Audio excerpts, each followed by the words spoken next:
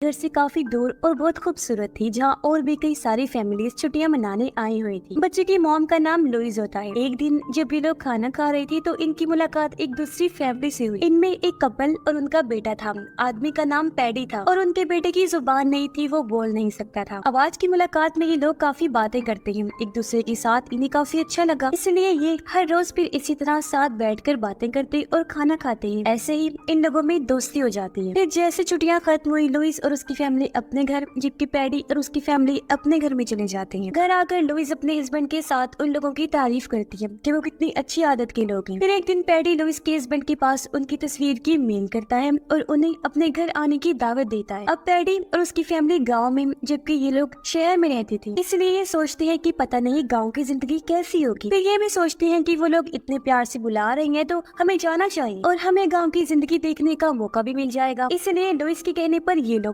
कुछ दिन बाद ही उनके घर के लिए निकल जाते हैं। ये जब उनके घर पहुंचे तो पैडी और उसकी वाइफ काफी खुश होते हैं। खूब अच्छे से इनका वेलकम किया जाता है। पैडी कहता है, मुझे बहुत खुशी महसूस हो रही है कि तुम लोग हमारे घर आए हो, वरना मैं तो समझ रहा था कि गाँव का सोचकर तुम आ गए नहीं। फिर ये लोग मिलकर खाना खाते हैं, जिसके बाद हम बड़ी ही अजीब चीज देखते हैं कि वो लुइस के हस्बैंड से कचरा पिकवाते हैं और जब वो बाहर गया डस्टबिन में फेंकने तो तभी उसके पास पैडी का बेटा एंट आ जाता है। वो उसे कुछ बताने की कोशिश करता है, शायद वो उसे समझाने की कोशिश कर रहा था कि मैं गूंगा कैसे हुआ, पर बेचारा बता ही नहीं पाता क्योंकि तभी यहाँ पैडी आकर उसे अपने साथ ले जाता है। रात को ये लोग काफी देर तक बातें करते रहते हैं। अब लुइस को यहाँ इतना अच्छा नहीं लग रहा था क्योंकि वो शहर की रहने वाली थी। वो अपने हस्बैंड को कहती है कि एक तो इनका घर इतना छोटा है, ऊपर से साफ भी नहीं रखा हुआ, मुझे तो बहुत बुरा लग रहा है यहाँ। लेकिन फिर भी जैसे तैसे वो एडजस्ट कर रही होती। अगले दिन पैडी इन्हें घुमाने जंगल में लेकर गया। वो इन्हें फिर जंगल के पास वाली झील में भी लेकर जाता है, जहाँ ये स्विमिंग करके काफी इंजॉय करते हैं। घर आने के बाद बाकी सब तो खुश थे, लेकिन लुइस का एक बार फिर से मुंह बन जाता है। वो कहती है, पता नहीं मुझे क्यों अच्छा नहीं लग रहा, ये झील में नहाना, जंगल में घूमना, ये सब क्या है। तब उसका हस्बैंड समझाता है कि देखो,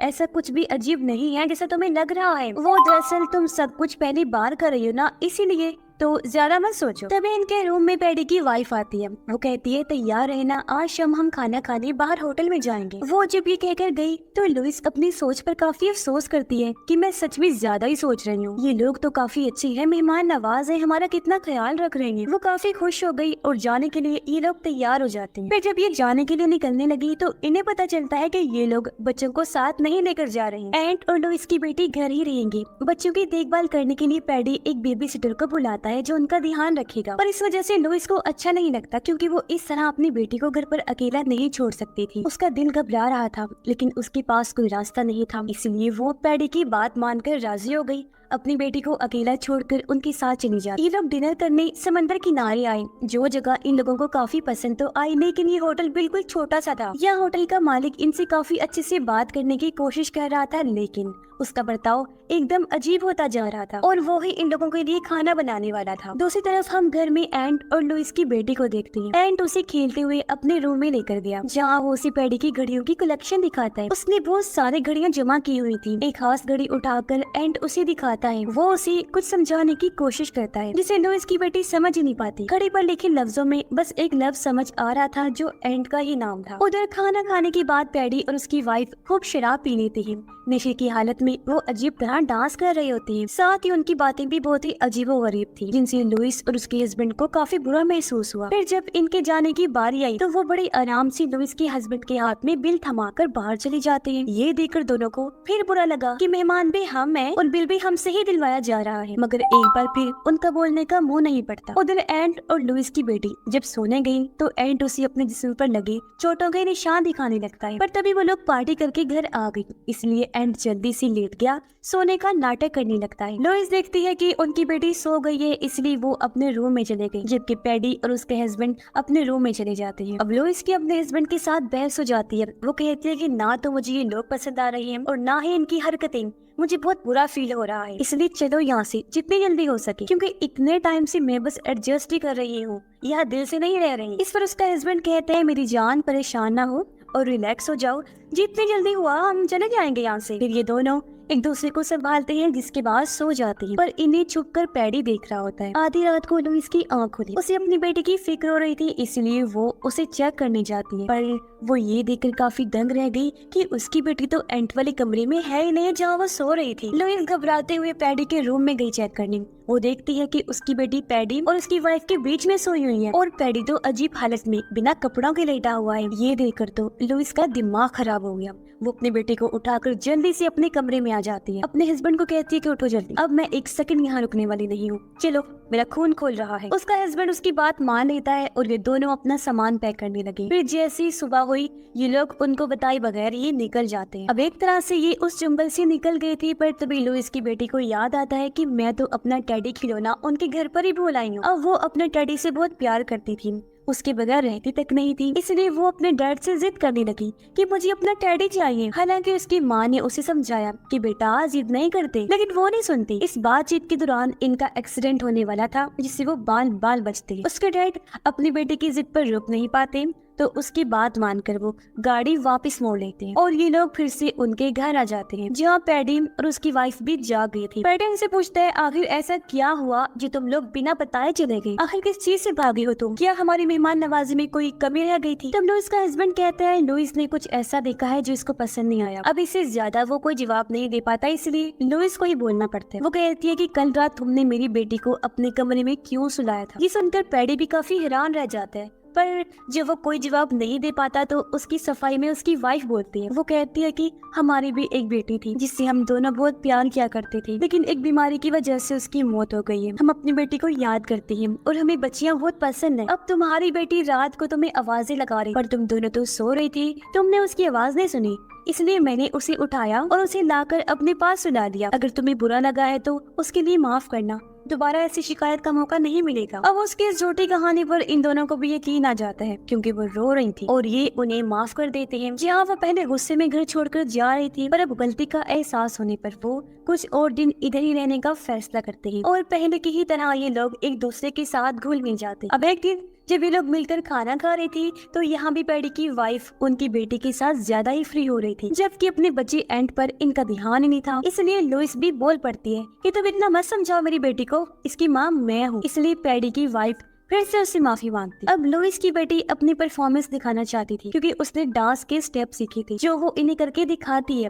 तब उसके साथ एंट भी डांस करने लग जाता है। अब एंट हमेशा उदास रहता था, लेकिन आज वो पहली बार एंजॉय करता है, खुश नजर आ रहा था। लेकिन उसकी खुशी उसके बाप पैडी से बर्दाश्त नहीं हुई थी, क्योंकि वो लुइस को बीच में ही टोक देता है कि तुम ठीक नहीं कर रहे, ये किस तरह का डांस कर रही हो, क्या तुमने सीखा नहीं? बार बार उसे बुरी तरह डांटता है। पर इस चीज को देखकर लुइस की बेटी काफी डर जाती है, जिसके बाद दोनों बच्चे फिर से डांस करने लगे। लेकिन इस बार भी जब एंट ने गलती की तो पैडी को फिर से गुस्सा आ गया। इस बार तो वो उसे अपना जूता फेंक के मारता है, जो देखकर लुइस को बहुत बुरा लगता है। इसलिए वो बोली पड़ी कि ये क्या कर रहे तुम, ये कोई तरीका है बच्चे से पेश आने का? क्या हो गया अगर उसने गलती कर दी तो? ऐसा नहीं करना चाहिए तुम्हें, बच्चे है वो। फिर लुइस अपने हस्बैंड को भी साइड में लेकर गई, कहती है कि मुझसे अब और बर्दाश्त नहीं हो रहा, मैं मजीद यहाँ नहीं रुक सकती, तो जल्द से जल्द चलो यहाँ से, क्योंकि अब तो ज्यादा ही चीजें खराब होती जा रही हैं। इसके बाद पैडी जाकर सो जाता है। तब मौके का फायदा उठाकर एंट उसके पास से चाबियां चुरा लेता है। फिर खेलने के बहाने वो लुइस की बेटी को लेकर एक शेड में जाता है। शेड का दरवाजा खोलकर अंदर आया,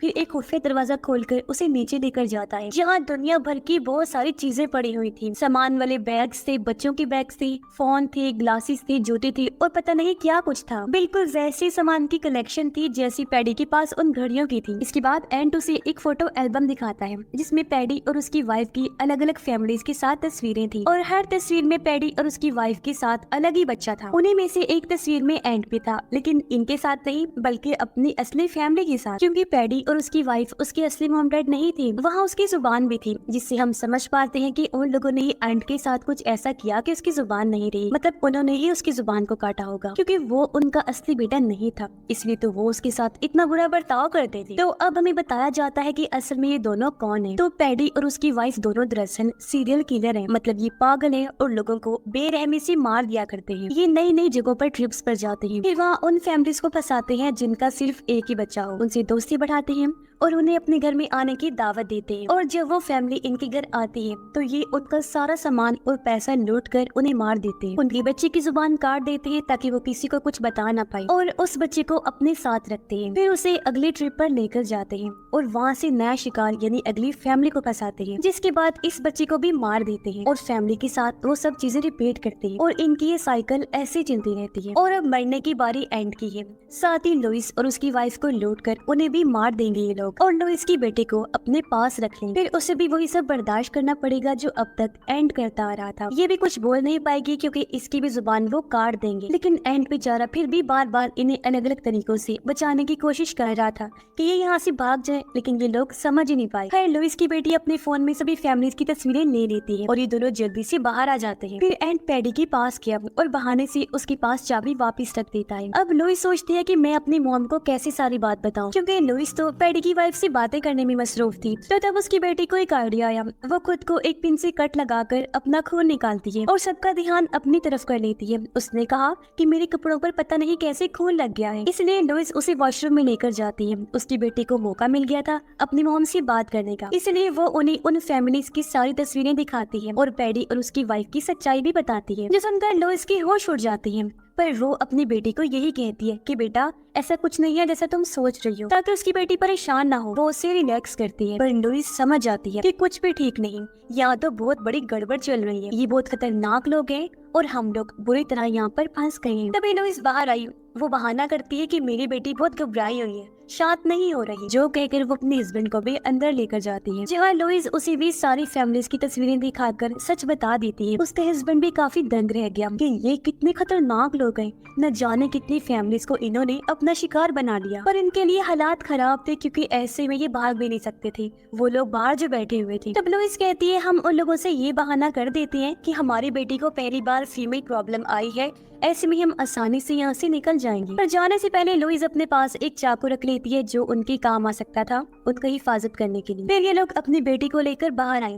उनसे कहती है वो दरअसल हमारी बेटी पहली बार है, इसीलिए वो डरी हुई है, घबरा रही है, अपने घर जाना चाहती है। अब एक तरफ जहाँ ये लोग घर जाने की जिद कर रही थी तो पैडी इन्हें रोकने की पूरी कोशिश कर रहा था, पर ये लोग उसकी बात नहीं सुनती। इन्होंने फैसला कर लिया था। लेकिन जब भी लोग बाहर आए तो देखते हैं कि इनकी गाड़ी का टायर तो पंक्चर हो गया है। तब यहाँ पैडी कहता है कोई बात नहीं, टेंशन ना लो, मैं इसे 5 मिनट में ठीक कर दूंगा। पैडी लोग इसके हस्बैंड को वहाँ लेकर जाता है जहाँ सारे औजार पड़े हुए थे। अब हालांकि वो साथ जाने से डर रहा था कि कहीं पैडी मेरे साथ कुछ करना दे, लेकिन पैडी औजार लेकर वापस आया और टायर ठीक कर देता है, यानी फिलहाल वो इनके साथ कुछ नहीं करता। पर जब ये लोग गाड़ी में बैठने लगे तो तभी इनकी नजर उनकी बेटी के टेडी पर जाती है जो दीवार पर काफी ऊपर किसी ने रख दिया था। पैडी कहता है अरे यार ये जरूर एंड की शरारत होगी, जो कहकर वो सीढ़ी लगाता है और लुइस के हस्बैंड को ऊपर जाकर टेडी लाने को कहता है। पैडी अभी भी कुछ नहीं करता। लुइस के हस्बैंड टेडी लेकर आया जिसे खुद अपने हाथों से पैडी उनकी बेटी को देते। अब तक सब ठीक चल रहा था, लेकिन जैसे लोग गाड़ी में बैठकर यहाँ से जाने लगे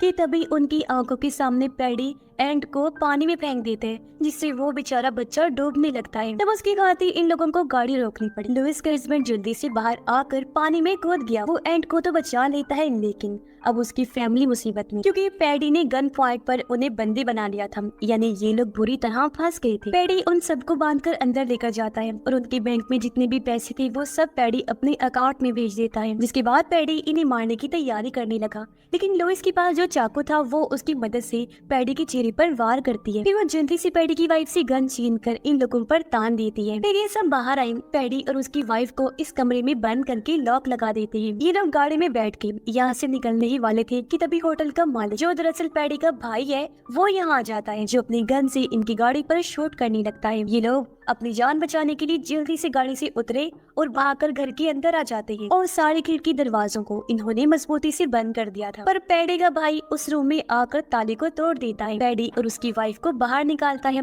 यानी इंसान के रूप में छुपे हुए ये जानवर एक बार फिर से आजाद हो गए थे। ये लोग सबसे पहले घर की लाइट्स ऑफ कर देते हैं ताकि हर तरफ अंधेरा छा जाए। और जैसा कि पैडी और उसकी वाइफ को पता था कि घर के अंदर जाने का कौन कौन सा रास्ता है, तो उन रास्तों की मदद से ये तीनों घर के अंदर घुस जाते हैं। जैसे पैडी पैडी आगे बढ़ा, उसके सामने लुइस आ गई। उसके हाथ में तेजाब था जिसे वो पैडी के ऊपर डाल देती है और बच्चों को लेकर बाहर की तरफ भागने लगती है। पैडी का भाई जैसे सामने आया, लुइस का हस्बैंड उस पर हमला कर देता है। इन दोनों की लड़ाई शुरू हो गई, पर पैडी का भाई उसे पकड़कर काबू कर लेता है और जान से मारने की कोशिश करता है, लेकिन तभी पीछे से लुइस आ जाती है। वो उसके सर में हथौड़ी घुसा कर हमला कर देती है, जिससे मौके पर ही पैडी के भाई की मौत हो जाती है। जिसके बाद लुइस और उसका हस्बैंड बच्चों को लेकर छत पर आ गए, क्योंकि वो सीढ़ी के जरिए यहाँ से भागने का प्लान बना रही थी। लुइस पहले अपने हस्बैंड को फिर दोनों बच्चों को सीढ़ी के जरिए बाहर भेजती है, लेकिन तभी इन्हें पता चला कि पैडी की वाइफ गन लेकर इनका पीछा कर रही है। फिर वो भी आखिर उस रूम तक आ ही गई। फिर जब वो बाहर गई, इन लोगों को देख लेती है, लेकिन इससे पहले कि गोली चलाती,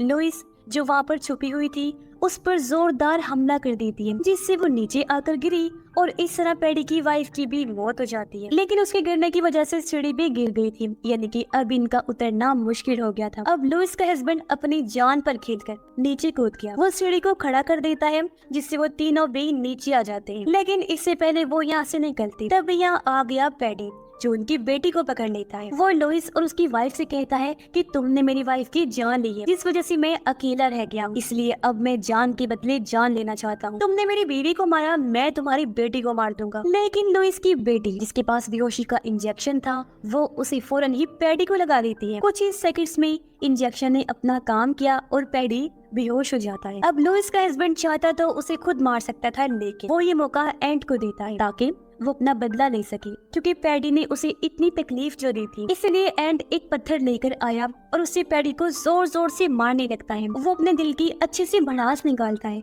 और उसे तब तक मारता रहता है जब तक पैडी की मौत नहीं हो जाती। सारी मुसीबत को निपटाने के बाद वो गाड़ी में बैठी और यहाँ से निकल जाते हैं। अब लुइस और उसके हस्बैंड ने अपने साथ साथ दोनों बच्चों को भी बचा लिया था। ये लोग एंड को अकेले नहीं छोड़ते और उसे अपने साथ ले लेते हैं। एंड की आंखों में एक नई उम्मीद थी, जो उसे इस फैमिली से मिली थी, यानी जहाँ पैडी और उसे इस फैमिली से मिली थी, यानी जहाँ पैडी और उसकी वाइफ ने इसकी और न जाने कितने लोगों की जिंदगी बर्बाद कर दी, तो अब कोई भी उनका शिकार नहीं हो पाएगा। उस बुराई का तो हमेशा के लिए खात्मा हो गया है। साथ ही इन लोगों की किस्मत अच्छी थी जो ये भी बच गई, और इसी के साथ ये फिल्म भी इधर ही खत्म हो जाती है।